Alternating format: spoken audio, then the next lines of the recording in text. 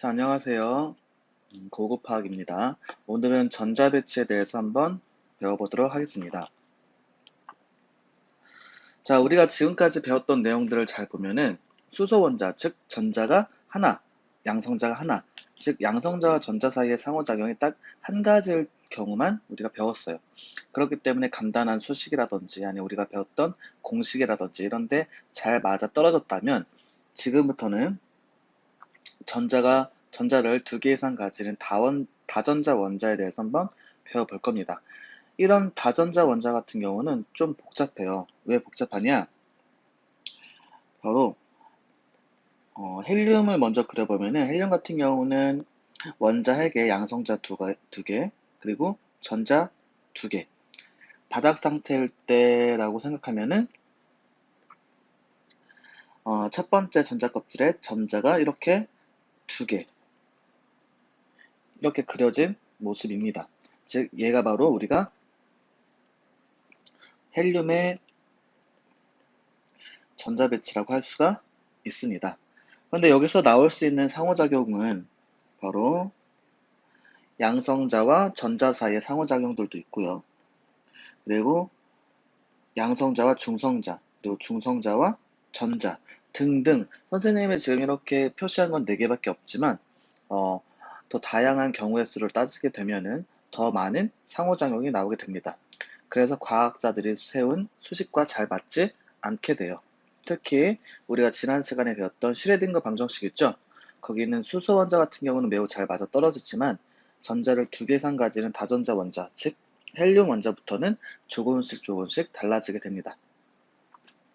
그래서 더 보면은 수소의 원자 오비탈을 기초로 하여 원자 오비탈의 에너지가 어떻게 영향을 받으며 전자는 어떻게 원자 오비탈에 채워지는지 알아보자. 즉 전자 배치에 대해서 배우겠다는 거예요.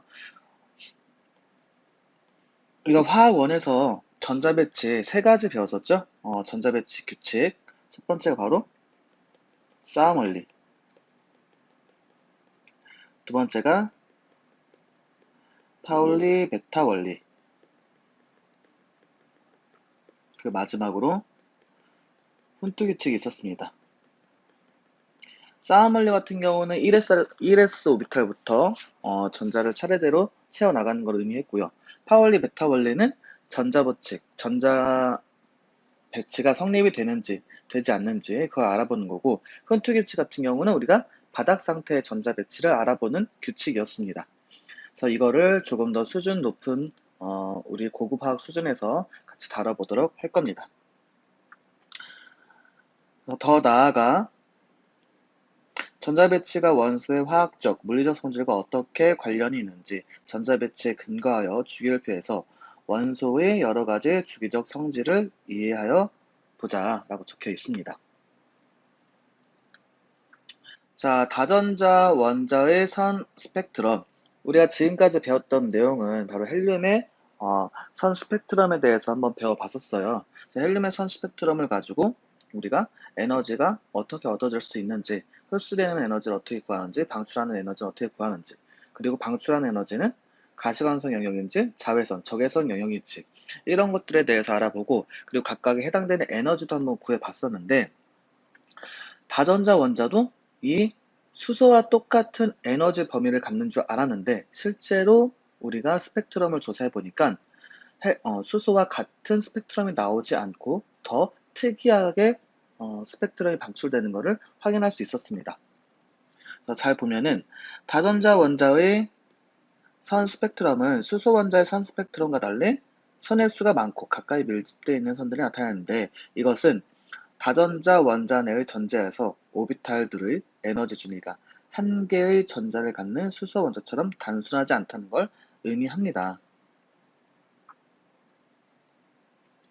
아까 선생님이 위에서 그림 그려줬던 것처럼 왜 이렇게 단순하지 않냐? 바로 수소 같은 경우는 상호작용이 간단하다고 했죠. 수소를 옆에다 한번 그려볼게요. 수소는 양성자가 하나, 그리고 바닥 상태일 때 첫 번째 껍질에 전자가 하나. 그래서 여기서 생길 수 있는 상호작용은 양성자와 전자 사이의 상호작용, 이거 딱 하나밖에 없습니다. 하지만 헬륨은 매우 복잡하기 때문에 수소처럼 단순하지 않아요. 그래서 조금 더 특별하게 그리고 특이하게 우리가 스펙트럼이 찍히게 됩니다. 스펙트럼을 잘 보게 되면은 수소와 많이 다르죠? 그래서 보호의 원자 모형 같은 경우는 수소와 잘 맞아 떨어지지만 헬륨부터는 맞아 떨어지지 않았어요. 그래서 과학자들이 그렇다면은 어떠한 부분이 왜 잘 맞아 떨어지지 않을까 곰곰이 생각했겠죠. 그래서 지금과 같은 이런 현대 원자 모형의 이론을 만들게 되었습니다. 어떤 부분이 잘 맞아떨어지지 않느냐? 일단은 수소보다 지금 보면은 선의 개수가 많아요. 그리고 이런 식으로 스펙트럼이 밀집해 있는 경우도 많습니다. 한번 선생님이 수소 원자의 오비탈 배치를 그려볼게요. 에너지에 따른 오비탈 배치를 그려보도록 하겠습니다. 자, 화학원에서도 배웠겠지만 수소 원자 같은 경우는 같은 껍질에 들어있는 오비탈은 에너지 준위가 같습니다. 우리가 다전자 원자에서는 ES하고 EP랑 에너지 준위가 다르다고 배웠을 거예요. 하지만 수소는 상호작용이 하나밖에 없기 때문에, 즉 양성자와 전자 하나밖에 없기 때문에 전자 사이의 반발력이 없어서 지금 그리는 것처럼 1S가 가장 바닥 상태 에너지 준이고요. 그 다음에 ES, EP도 ES와 같습니다. 그리고 3S, 3P, 3D 이렇게 에너지 준위가 같아요. 그래서 얘네들을 가지고 한번 우리가 나올 수 있는 방출되는 에너지를 스펙트럼에 표현해보면 이런 식으로 뭐 예를 들어서 이렇게 ES에서 1S로 떨어지던지 아니면 EP에서 1S로 떨어지던지 전자가 이런 식으로 이동할 때 방출되는 에너지는 같겠죠. 그래서 수소 원자는 뭐에만 에너지가 영향을 받는다? 그렇죠. 주 양자수에 의해서 에너지 준위가 결정이 됩니다. 그 방출하는 에너지 또는 흡수하는 에너지요. 그리고 또 3S, 3P, 3D에서 1S로 전자가 전이될 때 방출하는 에너지는 셋 다 똑같죠? 다르지 않습니다. 그래서 이 에너지를 표현할 때 찍히는 부분이 뭐 이렇게도 찍히고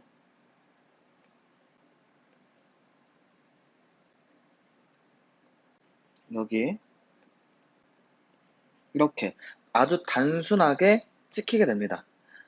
하지만 다전자 원자의 선 스펙트럼은 단순하지 않다고 했죠. 그 이유를 한번 선생님이 에너지에 따른 오비탈 전자 배치를 그려보도록 할게요.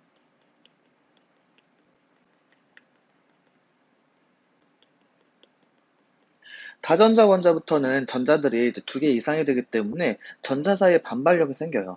이 전자 사이의 반발력에 의해서 오비탈들이 서로 밀어낸다고 했었죠. 그래서 오비탈이 벌어짐이 생긴다고 했어요.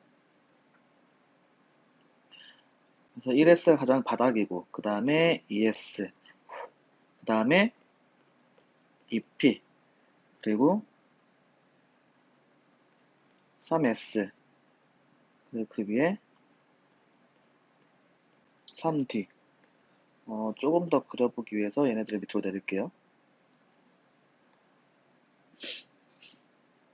그리고 여기 4S. 그리고 나오는 게 원래 3D 위에 잘못 그렸네요. 여기 3D가 아니라 3P죠? 원래는 3P 다음에 나와드릴 게 3D죠. 그런데 에너지 역전에 의해서 4S가 먼저 나옵니다. 그리고 나오는 게 바로 3D예요. 그 위에 이제 4P가 나오게 됩니다. 잘 보면은 선생님이 간격을 이렇게 해서 그래서 그렇지 주양자수에 따라서 주양자수와 주양자수 사이는 매우 간격이 넓게 돼요. 1S와 2S 그리고 2S와 3S 얘네들 사이의 간격이 매우 멀어요. 그리고 같은 껍질 안에 들어있는 애들은 거의 에너지 간격이 비슷하다고 보면 됩니다. 즉 무슨 말이냐? 여기 보이는 ES와 1S 사이의 간격은 매우 넓지만 ES와 EP 사이의 간격은 이 간격보다는 좁습니다. 위로 올라갈수록 그 간격이 좀 다르게 배열되긴 하지만 앞에 얘네들만 한번 보도록 하겠습니다. 따라서 ES에서 1S로 그리고 EP에서 1S로 전자가 전일 때 방출하는 에너지 크기는 달라요. 지금 눈으로 보는 것도 다르죠. 왜? 이 정도 차이가 존재하기 때문에 방출하는 에너지가 다릅니다. 그래서 얘네들이 스펙트럼에 찍힐 때는 어떻게 찍히느냐? 똑같이 주양자 수가 2, 즉 N은 2, 두 번째 껍질에서 첫 번째 껍질로 떨어지는 거지만 에너지는 이렇게 다르게 찍히게 돼서 서로 바로 옆에 찍히게 됩니다. 그래서 가까이 밀집되어 있는 선들은 이러한 이유 때문에 나타나는 거예요. 보어 모형에서는 아직까지 이 스펙트럼을 분해해서 볼 수 있는 분해능이 좋은 기술이 없었어요. 분해능이라는 건 스펙트럼을 조금 더 펼쳐서 넓게 보는 거예요. 이런 거 하나하나 미세한 것까지. 하지만 그 당시 기술로는 얘네가 마치 하나의 선인 줄 알았는데, 그래서 보호의 원자 모형에 잘 맞는다고 생각을 했는데, 기술이 좋아지면 좋아질수록 이 분해할 수 있는, 얘를 분해해서 볼 수 있는 능력이 커지고, 그래서 선이 다르다는 것을 확인했습니다. 그래서 이런 것들을 확인해서 어떤 개념을 집어넣느냐, 바로 이러한 오비탈 개념을 집어넣음으로써, 즉 부양자수 개념을 집어넣음으로써 s오비탈과 p오비탈, 그래서 ES와 EP오비탈의 차이를 둠으로써 이렇게 서로 떨어져 있는, 밀집해 있는 스펙트럼들을 이론으로 해결할 수 있었습니다. 그리고 이렇게 스펙트럼이 아니라 각각의 오비탈의 벌어짐이 생기는 이유는 다전자 원자, 즉 전자가 2개 이상이 되기 때문에 바로 전자 사이의 반발력에 의해서 벌어짐이 생깁니다. 그럼 수소 원자는 주양자 수가 바로 방출하는 에너지에 영향을 줬다면 다전자 원자에서는 주양자수뿐만 아니라 누구도 그렇죠. 각 운동량 양자수, 즉 부양자수도 에너지에 영향을 준다는 걸 확인할 수가 있습니다. 그래서 주양자수 N뿐만 아니라 각 운동량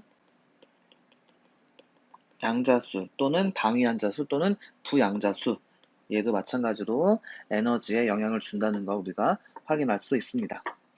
밑에 이어서 보면 다전자 원자에서는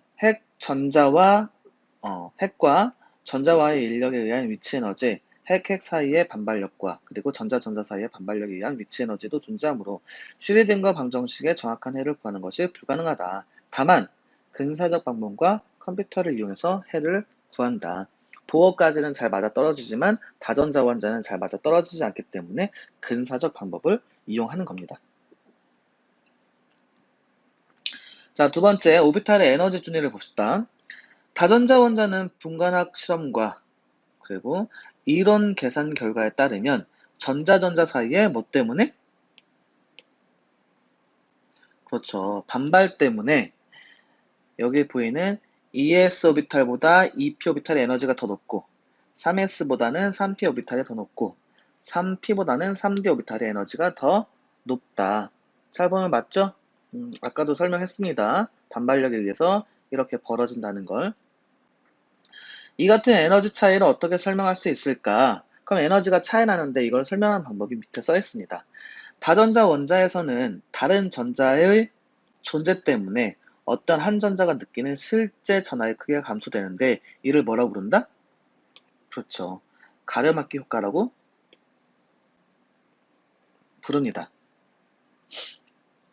이때 원자번호로 정해진 핵 전하에서 가려막기 상수만큼 빼서 실제 전자가 느끼는 핵전하를 나타낸 것이 유효 핵전하라고 한다.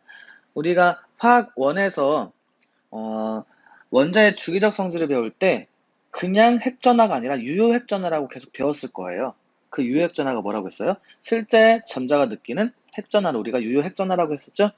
그게 바로 이러한 이유 때문에 그런데 이러한 이유를 뒤에서 더 자세히 배워보도록 하겠습니다.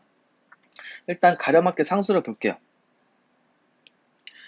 다른 전자에 의한 가려맞기 효과를 모두 합한 값으로 안쪽 껍질에 있는 전자는 바깥 껍질에 있는 전자보다 가려맞기 상수가 크다 라고 되어 있죠. 얘를 뒤에 수식과 함께 선생님이 그림으로 한번 설명해 볼게요. 그래서 여기는 유효액전하는 우리가 실제 핵전화, 뭐 헬륨 같은 경우는 2, 그리고 리튬은 3, 각각의 원자 번호가 그 핵전화예요. 하지만 전자가 실제로 느끼는 핵전화는 여기에서 가려맞게 상수를 빼준 값입니다. 한번 그림으로 그려보면 예를 들어서 질소를 한번 예를 들어 볼게요. 질소 같은 경우는 7번이죠. 그럼 양성자가 7. 그래서 우리가 생각했을 때 핵전화는 7이라고 플러스 7이라고 생각할 수가 있어요. 전자를 배치해보면 일단 2주기 원소이기 때문에 껍질을 2개 그리고 안쪽 껍질에 전자 2개, 바깥쪽 껍질에 전자가 5개 있습니다. 바깥쪽 껍질을 우리가 뭐라고 부른다고 했어요? 그렇죠. 최외곽전자 또는 원자가 전자라고 부른다고 했죠. 그럼 여기에 있는 이 원자가 전자, 즉 이 전자가 실제로 어느 정도의 유효핵 전하를 느끼게 되는지 한번 알아보도록 합시다. 계산을 하지 않을 거고요. 왜 유효핵 전하가 실제 핵 전하보다 작은지만 설명해 주도록 할게요. 잘 보면은 얘가 플러스 7이라는 핵 전하를 그대로 느껴야 되는데 이 안쪽 껍질에 전자들이 계속 돌고 있죠. 얘네들은 플러스 7만큼 영향을 받을 거예요. 바로 앞에 있기 때문에. 하지만 전자들이 이렇게 움직이면서 얘한테는 전자하고 전자 사이에 뭐가 생겨요? 반발력이 생기죠. 그래서 밀어내게 됩니다. 그래서 가려막기 효과라는 게 이 플러스 7이라는 핵전하를 안쪽 껍질에 있는 애들이 가려막아줘요. 그래서 얘한테 실질적으로 느껴지는 핵전하, 즉 유효 핵전하는 가려막기 상수만큼 뺀 다음에 얘에게 적용이 됩니다. 그리고 여기 있는 전자나 여기 있는 전자, 즉 같은 껍질에 있는 전자는 얘의 전자와 마찬가지로 같은 유효핵 전하를 가지게 됩니다. 그래서 여기까지가 바로 가려맞게 효과에 의해서 핵전하가 줄어든 것을 설명한 거고요. 그 다음에 봅시다. 내부 껍질에 침투하여 이제 침투 효과에 대해서 배울 거예요. 핵에 가까이 존재하는 전자의 확률이 높은 오비탈일수록 오비탈의 에너지는 더 낮아지게 된다. 오비탈의 에너지가 더 낮아진다는 건 더 안정화된다는 뜻이겠죠? 그림으로 아까 전에 그렸지만 다전자 원자의 오비탈 배치를 다시 한번 선생님이 그림으로 그려볼게요. 1s, 2s, 2p, 3s, 3p, 4s, 3t. 여기 써 있는 것처럼 잘 보면은 핵과 가장 가까이 있는 오비탈이 1s, 그 다음에 2s, 그 다음에 2p, 그리고 3s, 3p, 4s, 3d 이렇게 되어 있죠. 잘 보면은 그 주 양자수가 작으면 작을수록 점점 핵과 가까이 있다는 걸 확인할 수가 있어요. 그래서 여기 써 있는 것처럼 1s의 전자는 2s의 전자보다 그리고 2s의 전자는 3s의 전자보다 핵 가까이에 있기 때문에 핵 가까이에 침투하여 발견될 확률이 높다. 당연한 말이죠. 왜? 핵 가까이에 있기 때문에 아래로 내려갈수록. 또한 같은 껍질일 때 NS, NP, ND 같은 껍질일 때 NP하고 ND보다 NS에 들어있는 전자는 핵 가까이에서 발견 확률이 높다. 이런 걸 뭐라고 부른다? 침투 효과라고 부른다. 여기 보이는 것처럼 잘 보세요. 여기 보이는 것처럼 핵과 가까이에 있는 애들 3s 3P의 3D를 봅시다. 가장 핵 가까이 있는 애가 누구예요? 그렇죠. 3s 오비탈이 핵과 가장 가까이에 있죠? 그렇기 때문에 얘는 핵 가까이에서 발견될 확률이 높습니다. 이거를 그림으로 보게 되면은, 그래프로 보게 되면은 방사 방향 확률이 존재하는데, 자, 3s 같은 경우는 핵에서 발견 확률이 첫 번째로 높아지는 부분이 여기 있죠? 즉 핵과 가까이에서 발견 확률이 높아진다는 걸 의미해요. 3P 같은 경우는 전자가 발견 확률이 높아지는 부분이 바로 3s보다는 조금 먼 이 지역입니다. 3D 같은 경우는 바로 여기에서 핵과 이 부분에서 전자가 발견 확률이 높아지는 부분이에요. 즉, 핵 가까이에서 전자가 발견될 확률이 제일 높은 지점 3s가 가장 가깝고요. 그 다음에 2p가 그리고 3d로 갈수록 가장 멀게 됩니다. 그래서 이러한 침투 효과 때문에 같은 껍질에 들어있는 오비탈의 전자라고 하더라도 이렇게 달라진다는 걸 확인할 수가 있습니다. 침투를 잘해서 다른 전자들에 의해 가려막기를 덜 받는 오비탈은 더 큰 유액 전하를 느끼게 되므로 더 낮은 에너지 준위의 오비탈이 된다. 맞겠죠?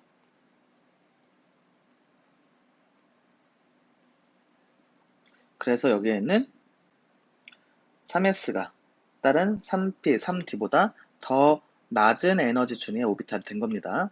그러므로 다전자 원자에서 오비탈의 에너지 준위는 포인트가 되는 부분이네요.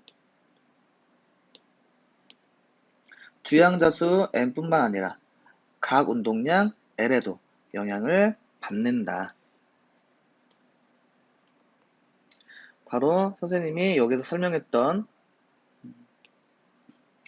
이 내용을 설명한 거겠죠. 주양수뿐만 아니라 각 운동량 양자수에도 영향을 받게 됩니다.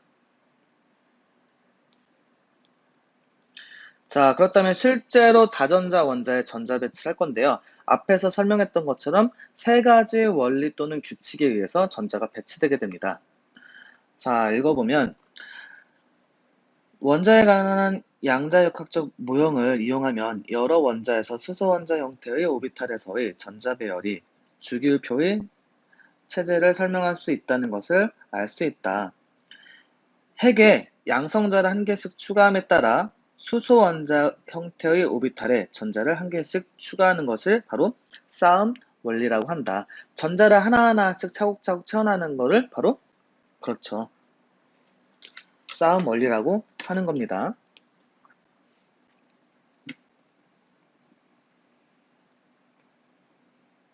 그냥 간단해요. 여기 오비탈이 있으면은 전자를 이렇게 하나, 그 다음 이게 수소죠. 얘는 헬륨, 얘는 리튬, 얘는 베릴륨, 얘는 붕소. 에너지가 낮은 애들부터 낮은 오비탈부터 차례대로 전자를 채워나가는 거. 이게 바로 싸움 원리입니다. 자, 화학원에서 배웠던 것처럼 스핀 양자수라고 해서 전자는 플러스 2분의 1, 마이너스 2분의 1로 두 가지 경우에 스핀으로 돌고 있다고 했어요. 이걸 어떻게 찾았느냐? 수소의 원자쌀을 불균이란 자기장 속으로 통과시키면 두 개로 나눠지는데 두 개로 나눠진다, 즉 자기장에 영향을 받는다는 걸 의미하겠죠.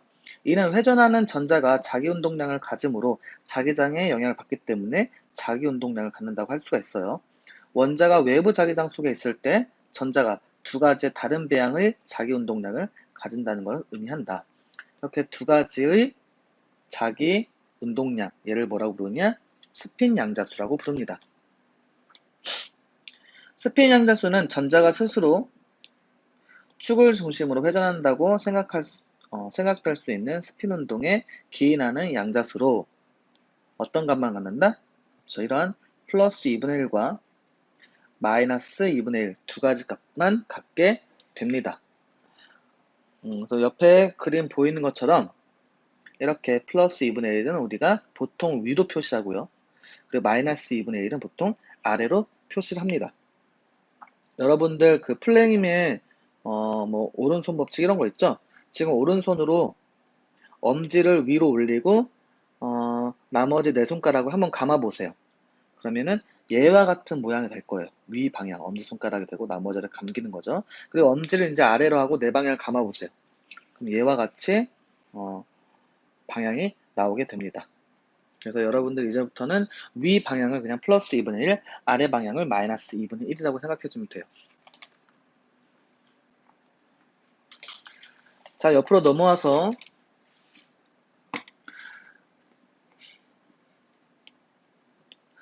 한 원전에는 N, L, ML, MS 이 네 가지 양자수가 똑같은 전자는 존재할 수 없으며 그 결과 하나의 오비탈에는 스핀이 서로 반대인 전자가 최대 2개까지만 들어갈 수 있다. 이것을 뭐라고 부른다?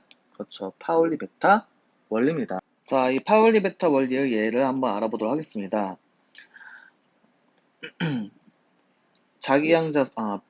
주 양자수, 가운동량 양자수, 자기 양자수, 그리고 스핀 자기 양자수. 이 네 가지 양자수가 똑같으면 된다, 안 된다? 안 됩니다. 달라야 돼요. 그래서 예를 들어서 헬륨을 예를 들어 볼 거예요. 헬륨을 예를 들어 볼 건데, 헬륨 같은 경우는 바닥 상태에서 전자 배치를 한번 오비탈로 나타내면 어떻게 됩니까? 그렇죠. 1s2라고 쓸 수 있죠. 그래서 얘를 전자 배치를 해주면은 어떤 방법이 있느냐? 이렇게 똑같이 스핀이 똑같은 방법으로 되는 게 있죠. 1번, 2번. 그럼 1번 같은 경우는 우리가 주양자수, 가운동량 양자수, 자기양자수, 스핀 자기양자수 얘로 숫자를 매겨주면 1s에 들어있기 때문에 주양자수는 1, 그리고 s오비탈이기 때문에 각 운동량 양자수는 0, 그리고 각 운동량 양자수가 0이기 때문에 자기 양자수도 0이 되죠. 그리고 MS는 위 방향이라서 플러스 2분의 1. 근데 2번도 똑같아요. 왜? 같은 곳에 들어있으니까. 이렇게 되면 된다, 안 된다? 안 된다. 왜? 이 네 개의 양자수가 1번 전자와 2번 전자가 같을 수가 없다고 했습니다. 이게 무슨 원리다? 파울리 베타 원리예요. 그럼 잘 봅시다, 또. 그럼 두 번째, 스피드 방향이 이렇게 달라질 수가 있겠죠. 1번 전자, 2번 전자. 그리고 1번, 아까 위에서 구했던 것처럼 1, 0, 0, 플러스 2분의 1. 2번, 1, 0, 0, 스핀이 반대이기 때문에 마이너스 2분의 1. 지금 잘 보면은 첫 번째 전자의 네 가지 양자수와 두 번째 전자의 네 가지 양자수가 서로 다르죠. 전부 다 다르지 않아도 돼요. 이건 같더라도 마지막에 하나가 다르다는 거는 이 양성자가 다르다는 걸 의미해요. 양자수가 다르다는 걸 의미합니다. 따라서 이렇게는 존재할 수가 있다. 그리고 리튬을 한번 봐볼게요. 리튬 같은 경우는 전자 몇 개? 그렇죠. 전자가 3개죠? 그럼 이 전자 3개를 한꺼번에 그냥 1S에 담아 볼 겁니다. 한꺼번에 1S에 담는 방법은 뭐 이런 식으로도 가능하죠? 그럼 얘가 첫 번째, 두 번째, 세 번째 전자라고 했을 때 1번 아까 위에서 했던 것처럼 이렇게 나오고요. 2번, 3번 이렇게 쓸 수 있어요. 근데 잘 보면 얘와 얘의 양자수가 4개 다 모두 다 똑같죠. 근데 이런 게 있을 수 있다, 없다? 없다. 그럼 결론적으로 어떠한 결론을 낼 수 있느냐? 하나의 오비탈에 들어갈 때 스핀 방향이 서로 같으면 된다, 안 된다? 안 된다. 그래서 스핀 방향이 서로 반대인 전자가 들어가야 된다. 그리고 최대 잘 보면은 전자가 3개가 들어가 되면은 마지막에 스핀 자기 양자수 때문에 이렇게 무조건 스핀 방향이 같은 애들이 생깁니다. 그럼 3개가 들어갈 수 있다, 없다? 없다. 그럼 최대 몇 개 들어갈 수 있다? 2개가 들어갈 수 있다. 그래서 여기 써 있는 것처럼 이러한 결과를 얻을 수 있습니다. 얘가 바로 뭐다? 파울리 베타 원리다. 자, 이번에 아래에 있는 내용들을 한번 알아보도록 할게요. 에너지 준위가 같은 오비탈들이 여러 개 있을 때, 즉 EP 오비탈 같은 경우는 에너지 준위가 같은 게 3개나 있죠. 즉 이런 게 축퇴되어 있다고 했습니다. 3D 오비탈 같은 경우는 5개나 있죠. 그런 경우를 의미해요. 쌍을 이루지 않는 홀 전자수가 최대인 전자 배치를 하는 게 가장 안전한데 이걸 뭐라고 부른다? 그렇죠. 훈투규칙이라고 합니다. 또는 최대 다중조의 원리라고 한다. 훈투규칙 또는 최대 다중도의 원리. 다전자 원자의 전자는 이처럼 싸움 원리, 그리고 파울리 베타 원리, 그리고 훈트 규칙 또는 최대 다중도의 원리, 이것들에 의해서 전자 오비탈에 배치한다. 다전자 원자의 바닥 상태 전자 배치와 오비탈 그림을 나타내면 1-15와 같은데, 지금 여기 한번 잘 보세요. 수소부터 네온까지 전자를 차례대로 채워나가는 건데, 처음에 수소 같은 경우는 전자가 하나 배치됐죠? 1s에. 그리고 헬륨 같은 경우는 2s 또는 2p의 전자가 배치되는 게 아니라 바로 옆에 스핀 방향이 반대로 배치가 됐어요. 리튬에서는 일단은 1s에 2개가 다 채워졌기 때문에 다시 어디에 채운다? 그렇죠. 2s에 채워지게 됩니다. 이런 식으로 채워나가면은 우리가 바닥 상태의 전자 배치를 만들 수가 있겠죠.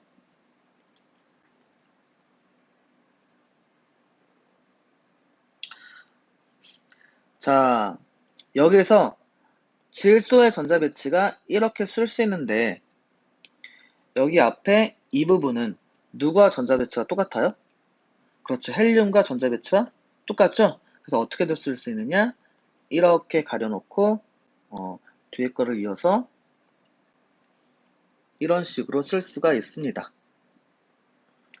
바닥 상태 원자의 가장 바깥의 주 양자수 준위에 있는 전자들은 결합에 관여하기 때문에 가장 중요한 전자로 이를 뭐라고 부른다? 원자가 전자라고 부른다. 그럼 여기에서 이 질소에서 원자가 전자에 해당되는 부분은 누굴까요? 그렇죠. 가장 바깥쪽에 주 양자수 주위에 있는 전자라고 했으니까 껍질이 1, 주양자수가 1, 그리고 주양자수가 2이기 때문에 얘네들이 바로 뭐가 된다? 원자가 전자가 됩니다. 질소 원자의 원자가 전자는 ES에 2개, EP에 3개, 총 몇 개다? 5개라고 할 수가 있습니다. 그럼 이거를 토대로 한번 또 예시를 들어볼게요. 나트륨을 예로 들게요. 나트륨 같은 경우 몇 번이다? 11번이죠? 우리가 전자 배치를 어떻게 할 수 있어요? 1, S2, 2, S2 바닥 상태를 해보면은 EP6까지 다 채워지고 그 다음에 3S1 이렇게 쓸 수 있겠죠? 아까 전에 말했던 것처럼 얘를 간단하게 써보면 1S2부터 EP6까지는 바로 네온의 전자 배치와 똑같습니다. 그래서 이렇게 쓰기도 해요. 그리고 나트륨의 원자가 전자를 찾아볼게요. 원자가 전자를 찾기 위해서는 가장 바깥쪽 껍질, 즉 가장 끝에 있는 주 양자수를 찾으면 되겠죠? 끊어서 생각했을 때 3이 가장 마지막에 있는 주 양자수이기 때문에 얘의 원자가 전자는 1개라고 생각해 줄 수가 있습니다. 자, 4번 현대적 주기율표와 원소의 주기적 성질. 원소의 주기적 성질은 화학원에서 조금 더 자세히 다뤘었어요. 근데 한번 간단하게 여기서 배워보면은 현대적 주기율표는 화학적 성질이 비슷한 원소들이 같은 세로 열에 오도록 원자 번호가 증가하는 순서대로 원소를 배치한 표로 유용한 정보들을 제공한다. 세로줄은 족, 가로줄은 주기라고 하죠. 그림 1-16 바로 옆에 그림이 나와 있는데 현대적 주기율표에 그림 나와 있습니다. 원자 번호가 증가함에 따라서 가장 바깥 전자 껍질에 있는 원자과 전자의 수는 주기성을 가지게 된다. 그래서 여기 있는 전이금속을 제외하면은 뭐 1족은 원자과 전자 하나, 2족은 2개, 13족은 셋, 14족은 넷, 15족은 다섯, 16족은 여섯, 그리고 17족은 7개, 18족은 꽉 채워져 있다로 우리가 설명할 수 있는데 이 원자과 전자에 의해서 주기적 성질이 나타나는 겁니다. 그래서 1족, 수소를 제외한 1족, 그리고 2족, 13, 14, 15, 16, 17, 18족에는 비슷한 성질을 띠게 돼요.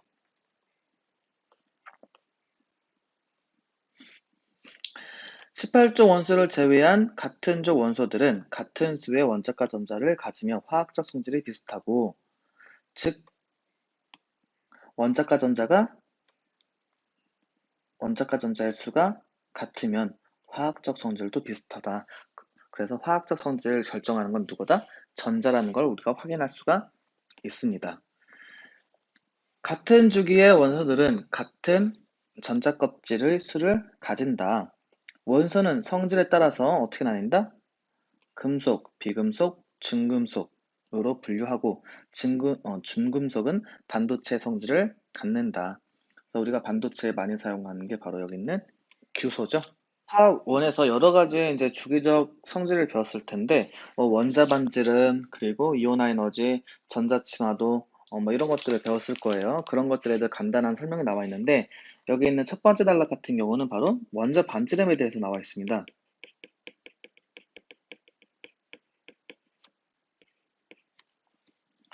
그리고 여기 있는 두 번째 단락 같은 경우는 이온화 에너지. 그리고 마지막으로 세 번째 단락은 전자친화도. 이것들에 의한 설명이에요. 첫 번째로 한번 원자 반지름에 대해서 알아볼게요. 주기율표에서 같은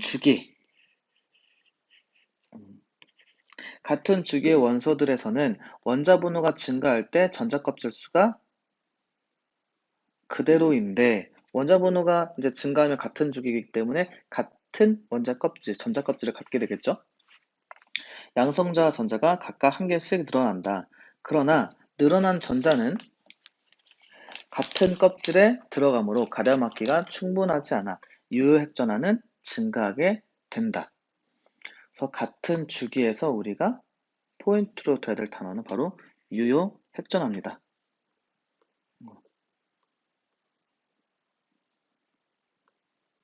유효핵전화를 우리가 포인트로 둬야 됩니다. 같은 주기일 때 원자 분화가 증가하면 유효핵전화가 증가한다. 따라서 유효핵전화가 증가할수록 전자들은 더 안쪽으로 끌리게 되므로 원자 반지름 어떻게 된다? 그렇죠. 감소하게 됩니다. 하지만 같은 쪽에서는 주기가 증가하면 증가할수록 전자 껍질수가 어떻게 해요? 증가되죠? 그래서 같은 족일 때 포인트가 되는 단어는 바로 전자 껍질 수예요.